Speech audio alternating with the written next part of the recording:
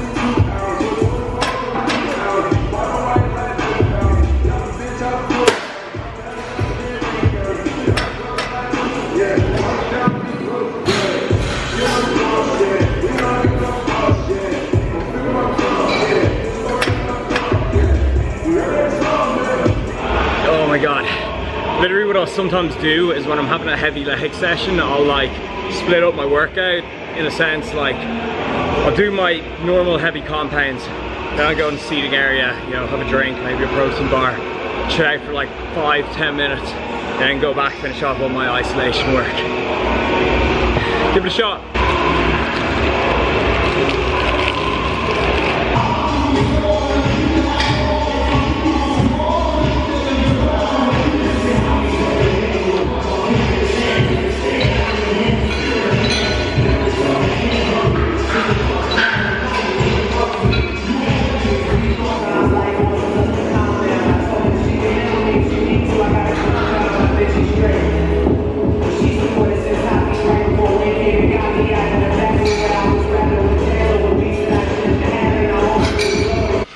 Whoa, so I just came in the door and I see this one dressed to the absolute nines, and I was just like, I was just kind of like, okay, whoa, where the hell are we going? I'm not dressed appropriately, but Sarah is, what are you doing? It's like selling any of my like old dresses on Depop. Oh, plug in my Depop. Yeah, any girls that want a new dress, or any lads, you know, I'm not here to judge. But yeah, it's like this thing girls do. They sell their old clothes on Depop and stuff, but Jesus, I don't sell that. You look amazing.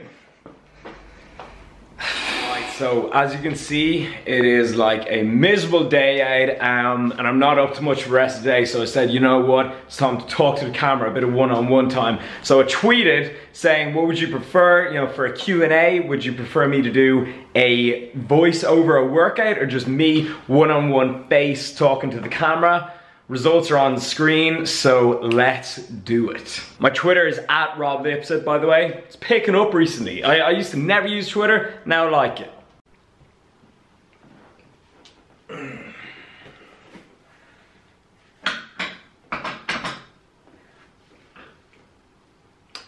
Yeah, it's good. All right, back in the hot seat. I swear to God, when I go like traveling or something, the thing I miss the most is my office. This is my little creative space. But like, you know, I love these talking videos as well. Like, you give me a topic, I'll sit here, I'll talk about it for days. Anyways, these questions are coming from Twitter, so let's go.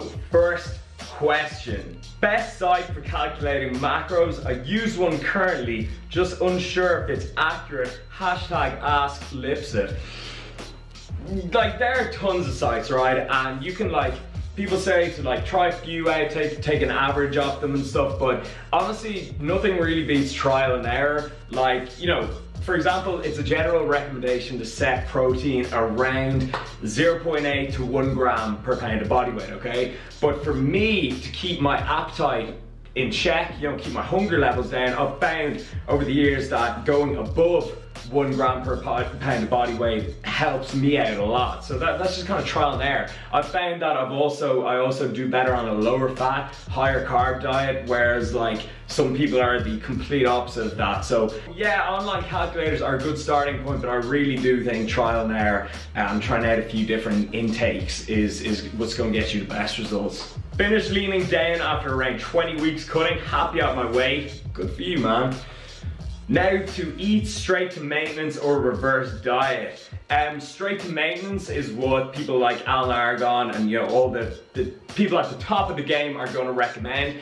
But reverse dieting can be helpful to find your maintenance, because if you've completely changed your body weight, your maintenance calories, your metabolism will change. Because like a really simple analogy I use when, the way your metabolism, it goes down when you lose weight. And there's nothing wrong with that, it's completely normal. Imagine you lost 20 pounds on a cut. So imagine you are carrying around a 20-pound dumbbell from the moment you woke up to the moment you went to bed. Obviously you burn more calories lugging around that dumbbell all day. That's kind of like the same thing with your body. So reverse dieting, like I said, good to find your new maintenance, but if you kind of know your body and you can jump straight back to maintenance, then do. What's your fave way to treat yourself? Get to bed early. Well, pretty loose, eh? Nah, seriously, like the last 2 nights ago, I had like such bad sleep and I was not myself, and then last night I had amazing sleep, and I swear to God today I am just high on life. Yeah, like obviously I love like eating out and stuff and like going cinema and everything, but like right now that's just what I would say. Like I just have an amazing sleep and just feel like a new person. Sleep is powerful. When you're cutting and your calories become stupidly low and you're not lean enough yet, how do you go about that? Yeah, this is when like cardio is really gonna come in handy. And I had a question, I'm gonna like throw another question on top of this question. Someone's like, is cardio necessary on a cut?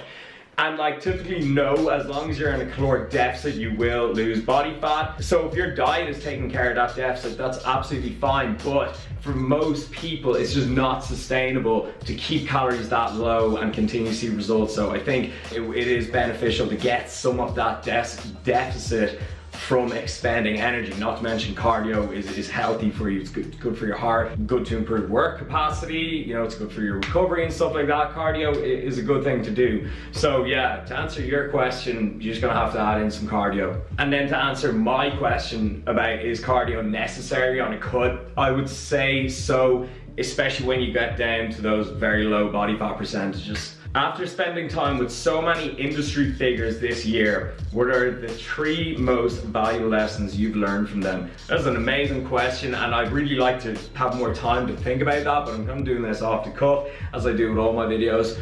But, okay, off the top of my head, I would say take action. Like people are so good at planning, scheming, they'll plan every last detail and they won't actually do it, people are like, oh, I want to start my YouTube channel, but I gotta get my intro, I gotta get the right camera, I gotta get, the right music to go with it and everything and all this, and they just keep putting it off, and that goes for anything like business, whatever. So that is just take action, execute. Number 2 would be unique, bring your own thing to the table. There are no new ideas, it's just how you sell your product, your brand, yourself, whatever it is, how you market yourself, Like let's say you're starting a clothing company, you're not gonna invent the t-shirt, the t-shirt has been invented. So, just how you put your unique spin on it. Number 3 is, it's kind of like the question you said, and that's network. Get out there, put yourself out there in the world. Like, don't just keep doing the same thing every day and expecting different results. So yeah, get out there. The world is a big, awesome place. Go do shit. Wow, this is another very, very good question. What is your, me, Rob Lipsett, what is your idea of success? And like, I honestly think success is an individual thing, and it's all just about whatever makes you truly happy. happy. For example, if you work a 9 to 5 and you love that 9 to 5, you love that stability that it gives, you know, you love that routine, that is awesome. That you are a success if you are truly happy. If you love, like, you know, fitness and you're able to make a living from it, then that is amazing. It's whatever makes you, the individual, happy. And for me, my idea of success is probably having complete freedom and making a living off something I love. And when I say like complete freedom, I mean like I would love to like go anywhere I want, whenever I want, and like not have to think about money or anything like that. So like, you know, I'm getting there anyways. But yeah, I guess that's my personal, you know, idea of success. But like I said, it's a completely individual thing. Just happiness equals success. Do you ever implement HIIT training, H-I-I-T? The good old HIIT versus list debate for you, bro. Thanks, Jay. Yeah, okay, if you want me to talk about the benefits of HIIT and this, and basically, like, you know, there's no one is better than the other. I think both of them have pros and cons. For example, if you have a tight schedule, you work long hours, you can't spend that much time in the gym, HIIT is probably a better option for you. You can get a lot of work done in 15 minutes compared to like 40 minutes on the Stairmaster. Whereas like if you're undergoing a very strenuous training program, HIIT can affect your recovery, and this is obviously lower intensity, it's in the name. It's obviously less stressful on your body. So there's pros and cons to both, but in my competition prep, I incorporated both of them. And I think that is kind of like your best bet, because like I said, there's pros and cons to each, so you know, you might as well get the best of both worlds. Is it harder to find healthier food in the US or overseas? Feel like the US is so behind. Now, US is definitely ahead in like kind of macro-friendly foods or like diet foods. You know, they have like Powerade Zero, and they've like low-fat version of everything, low-carb version of everything. But what I've noticed is all your basics over there, like all your vegetables and fruit in America, is very expensive compared to Ireland. I think when it comes to meat and veg, Ireland kills it, and can't go wrong with meat and veg, lads. Okay, another America question. I guess I'm just back from America last week. What's your favorite thing about the US and or favorite place in the US? Favorite place is either San Diego or LA, or maybe Santa Barbara, that California area anyways. What I love there is honestly, like, all the people I met are like very outgoing and supportive. Like in America, you know, everyone's like, right on man, American dream, you know, be whatever you want to be. Then in Ireland, it's a little bit of an island mentality. Like if you do something out of the norm, people will be like, what the fuck's your man doing? Like, you know, they'll start bitching about you and talking about you. I think it's just because it's a smaller place or something. So yeah, you know, Americans are very kind of like supportive, I guess is the word. So yeah, that's just personally what I've found. I could be wrong. All right, last question, and this is actually probably the best question. What drives you to keep motivated and constantly posting content to your channels? Basically, I think Gary Vee said a couple of days ago, stay relevant or die, you know? Like if I just stop posting content, you know, I'll fall off, you know? People forget about me and stuff like that, and social media is my job, you know? That's how I advertise my entire business, and you know, that's how I get to work with awesome companies and everything. That's how you're watching this video right now. So literally, you know, you gotta stay relevant. Like today, I noticed, I was like, I haven't done a video in a while, so I was like, shit, time to get psyched up, time to you know, create some content.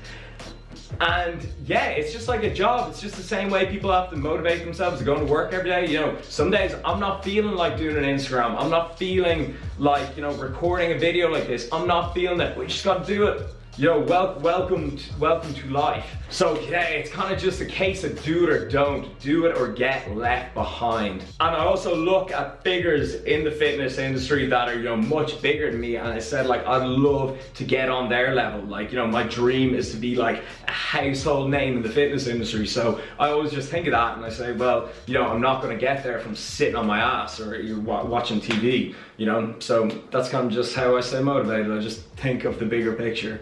Guys, I'm gonna wrap things up here. As usual, I love talking to you. So any more videos that you want me to do, just sit and talk to the camera, hit it up in the comment section. Keep it real, I'm out here, peace.